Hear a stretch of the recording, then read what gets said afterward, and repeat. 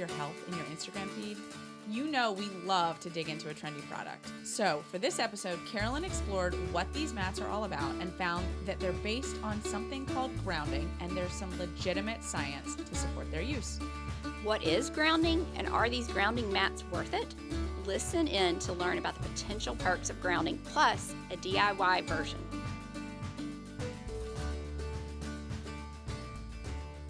Hey Carolyn, what are we talking about today? Because this is all you, girl. You know how in touch I am with my earthly side. Yes. Mm-hmm. I'm just one with nature. Mm-hmm. Well, my little indoor cat. Yes, we are talking about grounding today. The whole reason I started looking into grounding is because these mats that you sit on or lay on that are supposed to have these health benefits have been popping up in my social media feed for about 3 to 6 months. Have they been popping up in yours? No, but I bet you now they are. Yeah, now they're going to. These mats, and I don't know if they necessarily call them grounding mats, but they're talking about like these electromagnetic mats, and they like do all kinds of things to make you healthier. See, they're popping up in your feed because this is so you can get the benefits of being outdoors as an indoor cat. They're not popping up in my feed because I'm out there walking around on my bare feet watering my plants. That's kind of judgy. Okay, so when was the last time you walked outside in your bare feet to water your plants? I don't have any plants. Did they die? Okay, point made. All right, point made. Okay. Okay, so let's talk about I was like, what are these mats? Are they even worth the money? So I started by looking at what exactly grounding is. So here's what I found. Tell me. It's really interesting. So grounding is also known as earthing. I love that word. It's the process of connecting to the earth's electrical energy. Now, ways you can do grounding. You can walk barefoot on the grass. Boom. You can walk barefoot on the beach. Boom. You can submerge or float like in a body of water like the ocean or a lake.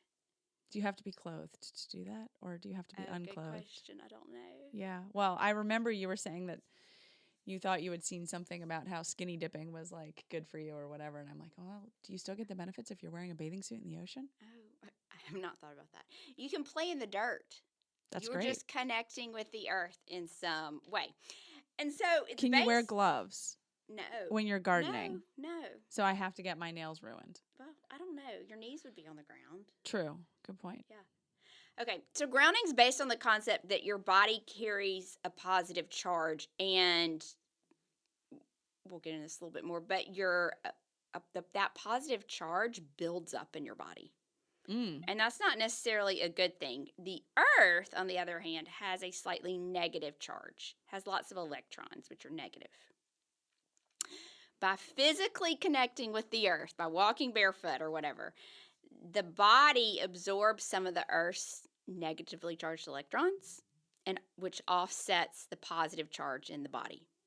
And that's a good thing. So by doing this, by offsetting this positive charge, it's theorized to have a potential healing effect in the body. And some small studies suggest that it may lower inflammation, improve blood flow, lower blood pressure, regulate circadian rhythms to improve sleep, lower cortisol levels, lower stress and anxiety, lessen chronic pain, speed wound healing up, even support thyroid health. But in general, grounding has been associated with like improved mood, greater ability to relax, and greater quality of life. I love it. Yeah. I mean, yes, to all of the health benefits. I think that's fantastic. I can say personally that spending time outside walking around my yard in my bare feet it totally improves my mood and relaxes me. Well, I hadn't done it in a while, but there is something to like, you just feel a little different. Like you do. When you're barefoot walking around outside. I also don't think it's the same when I walk on the turf because, part of my yard is turfed. Oh, yeah. And I've been paying, since I knew we were going to be doing this episode and I knew very little about grounding, I spent a little time walking around on the turf barefoot and then walking around again, you got watering that my turf plants. Like you can't walk around in tennis shoes. Yeah. Like the rubber prevents the electrical charges. So that turf probably has something in it. Oh, yeah. Yeah. Okay. So I'm not going to get real deep here, but so how does it work exactly? So again, the Earth is electronically active, lots of electrons, those negative electrons floating on the surface. The human body naturally absorbs electricity from the Earth, which produces changes in our body that support our health. And if you look back, like I always love going back to the caveman days, but if you look back, like historically, people have always been connected to the Earth. I mean, they didn't have beds; they slept on the ground. They didn't have They shoes. didn't have shoes. Yeah. So in the past thousands of years, we've always been more connected to Earth. They've spent more time outside and directly connected to the ground. But nowadays, most people have very little contact with the Earth, unless like they go on vacation. I mean, I know that's true for me. Yeah. I mean, at least you have your plants. You're getting out barefoot. But so as a result, our bodies build up this positive static energy that can't be released unless we connect to the ground, and grounding neutralizes those positive charges. So why does this matter? Well, the big thing is when we are connected to the Earth, the electrons that we absorb from the Earth, they work as natural antioxidants. Really? That neutralize the positively charged free radicals in your body. Having this positive charge, this high positive charge in our body is not healthy. And so there's something called, I'll put this in quotes, electron deficiency syndrome. Stop it. Yes. Well, and this is what some of the... Are we getting a little woo-woo now? Well, it refers to the changes in health that occur as a result of a buildup of the positive charge in your body. Okay. And it's due to a lack of electrons. You know, you don't have those negative electrons. And what research has somewhat suggested is that a highly positive state in your body is somewhat disruptive. Like your body works better when it's less negative. So it's somewhat disruptive, which some people have theorized may cause the body to become more susceptible to like dysfunction and imbalances and disease. And now this is where we get a little off there. Some researchers have suggested that this electron deficiency syndrome, or our body being highly positive, is one factor that's contributed to the high rate of chronic disease we have now. Interesting. Yeah. There's also something called the inflammatory barricade. Oh, you always have to bring it back to inflammation, No, don't you? I couldn't help it with this one. But let me tell you, this is an inflammatory term I've never heard, the inflammatory barricade. Okay. But it kind of makes sense. So when you have an inflammatory response, that response kind of walls off the damaged cells. Okay. Or the tissues that the harmful bacteria is hurting. And it's to protect the rest of your body, kind of walls it off. But this wall can be somewhat impermeable to like circulating antibiotics or antioxidants that you're taking in your diet, which slows the healing process and prevents like the new cells or the things that are going to heal the cells or repair them. And so because of this, that area that's inflamed, that's kind of walled off, you know, you start feeling better or you get healed some, but you're not 100%. And it, they speculate this barrier may be part of that reason why you can't complete the healing process fully. Interesting. But the grounding solves this? Well, hold on. But the immune system wants to heal it, so it keeps going, which creates low-grade inflammation, which only makes everything worse. So, now, using these electrons, this barricade, they've done some cell analysis, and this barricade appears to be made up primarily of connective tissue in your body that contains, like, the old inflammatory debris. And that connective tissue, this barricade, prevents antioxidants from that are in your body, like from food, from reaching the free radicals in that inflamed areas. But electrons can pass through the barricade. Oh. Which is what is so key. Electrons can be those antioxidants when your body can't use those antioxidants you're getting from food. Okay. That so makes yes, sense. grounding And that's can all that help with this. And some people refer to grounding as electric nutrition. Have you ever heard that? No. I saw someone else refer to it as vitamin G. kind of like electric nutrition. I better. like electric nutrition. That just sounds But cool. isn't that fascinating That about is the really, really fascinating. Yeah. So, is this a bunch of hoo-ha? That is actually something I've written in my notes. Yeah, exactly. Like what like how woo-woo can we really get here? Well, let me tell you what we do know. There's a large body of well-accepted research that supports the concept that the Earth's electrical charge, when we come in contact with it, that influences the body's electrical charge. That is pretty well accepted. I mean, this is why the beach Measured. must be so soothing Yes. and healing to people. Where we don't have where there's very limited research is on the effects that grounding has on specific health issues. And the studies that we do have are very small. Like a lot of times it's 10, 18 people. Yeah. But I will just say all the studies have been positive. Now the effects may be minimal, but some are pretty significant in there. So I don't think it definitely doesn't hurt. I was going to say, would you say, it sounds like what you're saying is that for general wellness, it seems very positive, definitely not harmful. But maybe for a specific health outcome, it's a stretch. Yeah. Okay. Or grounding doesn't need to be your primary therapy. For sure not. For sure not. Right. Okay.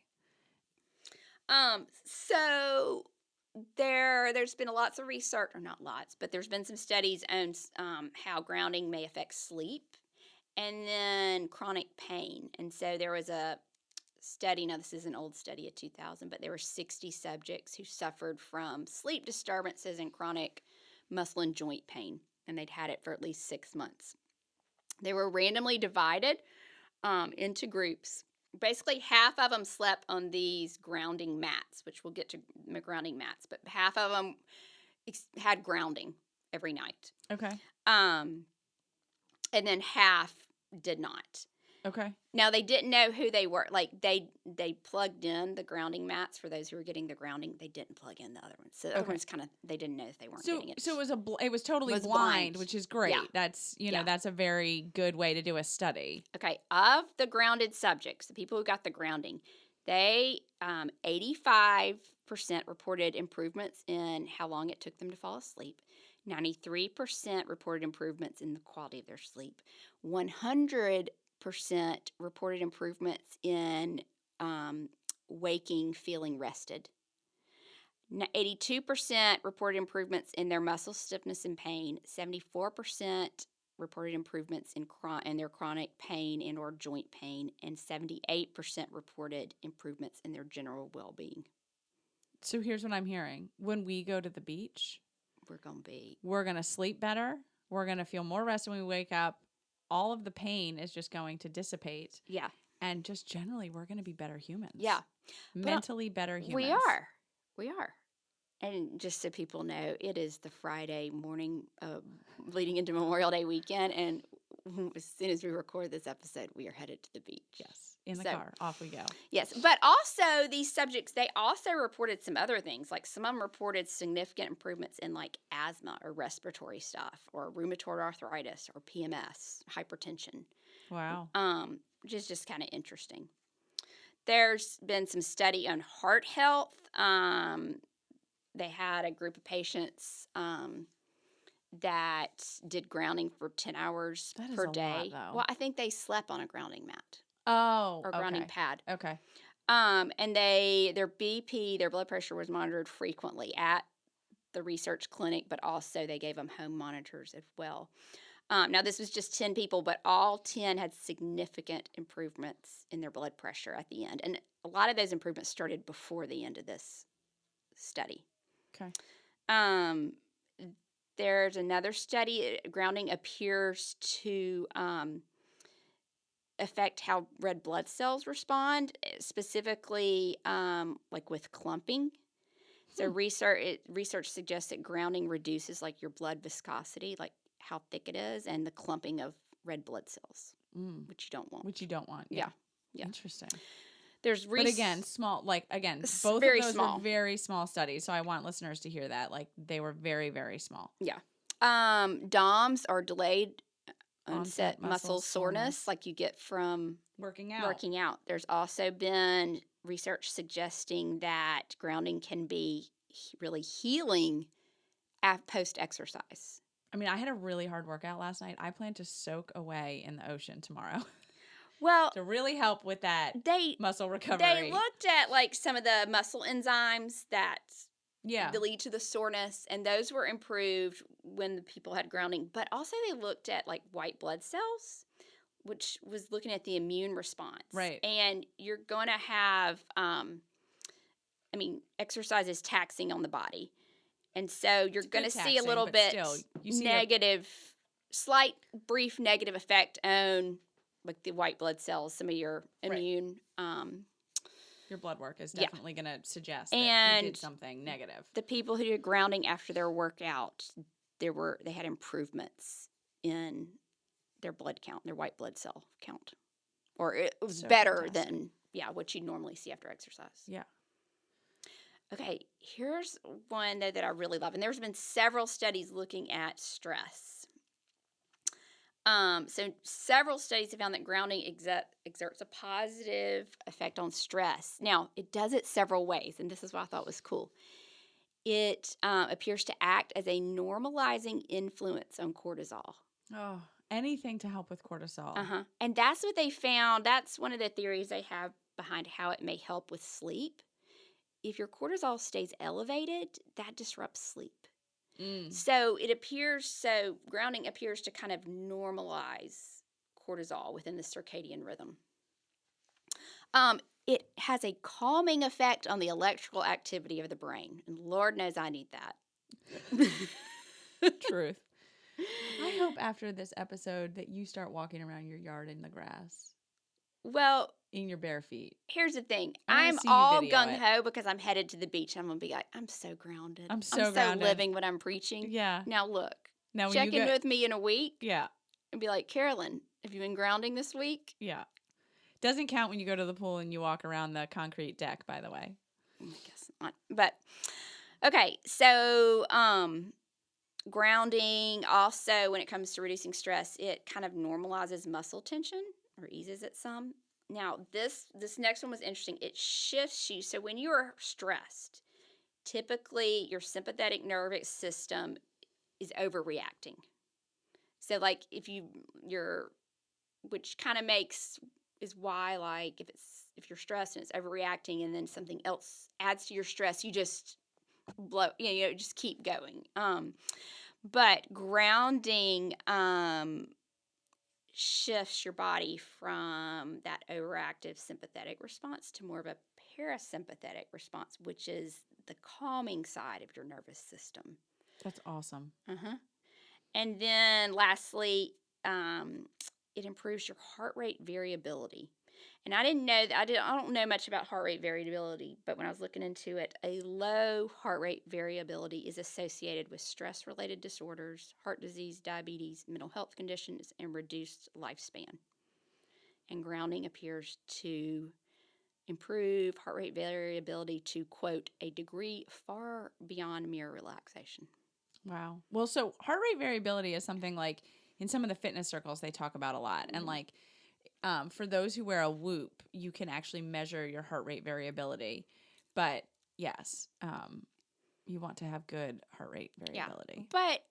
But we haven't really talked about any activity or thing you can do that's like, one, going to help your cortisol, calm the electrical activity in your brain, shift the stressed out nervous system response to the calming nervous system response. I mean, true, yeah.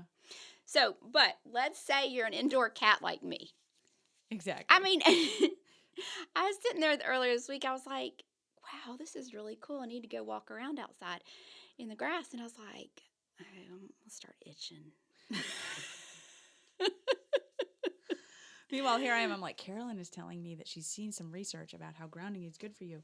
Let me go spend 20 minutes walking around my yard, watering my plants, drinking my coffee, relaxing. For you. Yeah.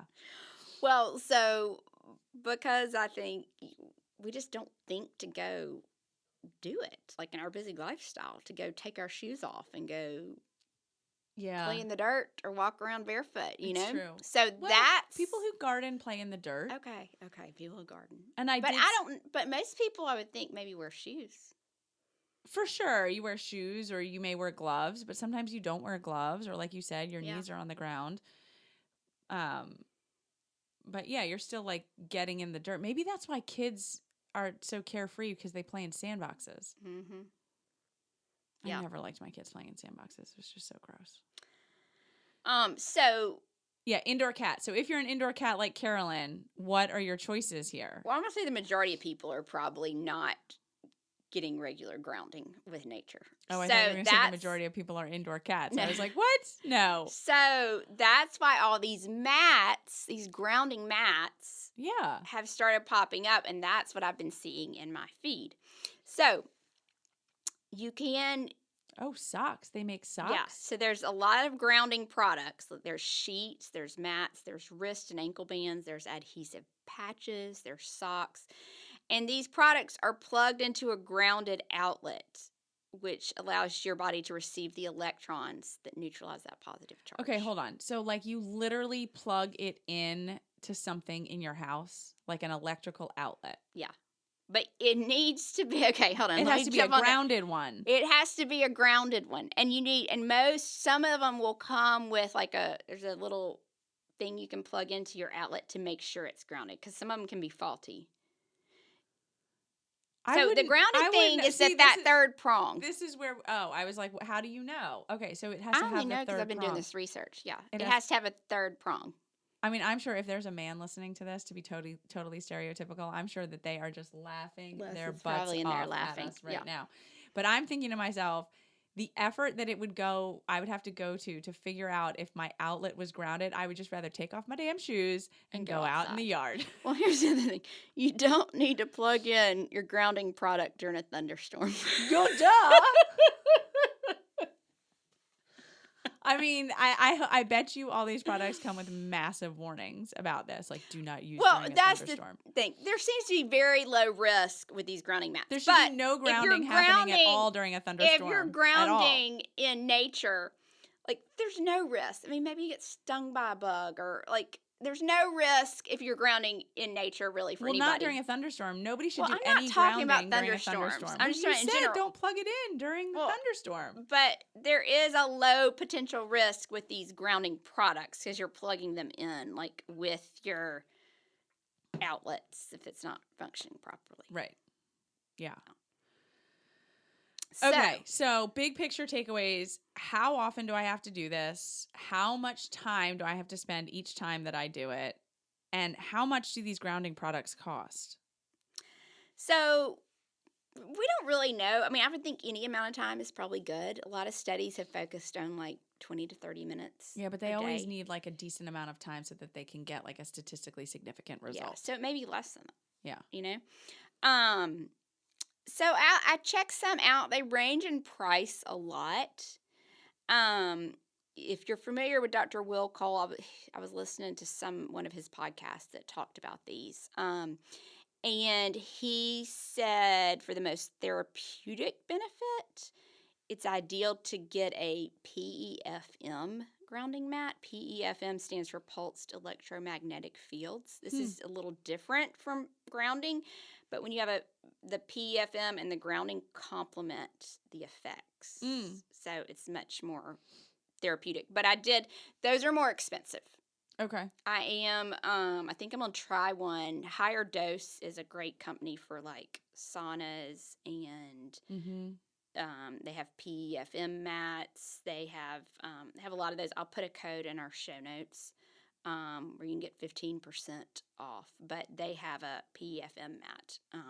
I would like to remind all of our listeners too that when we did the light therapy, and we did an episode on the light therapy for the winter months for seasonal affective disorder, and then you bought the light therapy and how much you loved it and how much it worked. So we will make sure that Carolyn reports back, but there's a good chance that Carolyn is really gonna like this thing. Yeah. Well, I mean, part of me is like, why don't I just go outside? But I know I will be in the sand all weekend. All weekend So you're going to be we in the will be sand. so grounded. You're so grounded. It's going to be It's fantastic. so healthy. And we're going to be floating in the water and in the sand. And then when we come home, Carolyn will go back to I her would like mat, to and I will go back to my say yard. that I will go outside, but I think I know myself. I probably need a little mat for a little boost. Yes, for sure. To fill in the gaps. So, if you've had these mats popping up in your feed, that's what they are. Yeah. All right, and one more question. Do you have to do it every day? Did they do it? They did it every day in these studies, right? I think a lot of them did. Okay. A lot of them seem to use like grounding mats like in a bed or grounding sheets. Yeah. Like but then I guess they couldn't sleep on them when there were thunderstorms. Good point. I don't know. Yeah. We have a lot of those here in the summer. Like there's a noticeable change in physiologic measures in your body, it appears. Like blood pressure starts lowering, your blood viscosity decreases. Like it seems pretty immediate. Now, I don't know how long they stick around, but I think any bit is probably positive. And if nothing else, like it just kind of like, I will say this about nature, it just kind of chills you out. Yeah. Yeah. It totally chills you out. Mm-hmm. It's a beautiful thing. Mm-hmm. God, I love nature. Yeah. And then I go back to my indoor hotel cat room. life. Okay, well, this was amazing. I'm so glad that you looked into it. I'm so glad that thank you, Instagram, for popping up in Carolyn's feed, because she came to me and she's like, we have got to do an episode on this. And I was like, what are you even talking about? But then, yes, got it. Yep. So this was awesome. And we will make sure that Carolyn reports back. Yes, I will. We're going to do a follow-up episode like in the middle of the summer to talk about like now that I've been taking colostrum. Are you taking colostrum? Haven't ordered it yet. Got to do it. Taking that. Now that there's several things that we've recommended this spring that we both said we're going to start doing, so we need to come circle back. I know. I've got my test to test for my MTHFR. Yeah. I've been taking astaxanthin now for 2 months. That's right. Yeah. So I know there's some other back. things. Yeah, we're going to have to report back. Yeah. For sure. We'll collect it all and we'll do a full-on catch-up episode. Yeah. So, okay. See y'all next week. Bye. Thank you so much for joining us for the Happy Eating Podcast. I'm Brierley Horton. And I'm Carolyn Williams. If you liked this week's episode, then don't forget to rate and leave us a review on iTunes. And be sure to hit the subscribe button so you'll never miss a new episode. We can't wait to have you back at our table next week for a brand new episode. Bye. The contents discussed in the Happy Eating Podcast, such as advice, studies, text, graphics, images, and other material discussed or presented on the site or podcast, are for informational purposes only. Content is not intended to be a substitute for medical advice, diagnosis, or treatment. Always seek the advice of your mental health professional or other qualified health providers with any questions you may have regarding your condition. Never disregard professional advice or delay in seeking it because of something you have heard on the Happy Eating Podcast. If you are in crisis or think you may have an emergency, call your doctor or 911 immediately. If you're having suicidal thoughts, call 1-800-273-TALK, that's 8255, to talk to a skilled trained counselor at the National Suicide Prevention Lifeline. If you are located outside the United States, call your local emergency line immediately.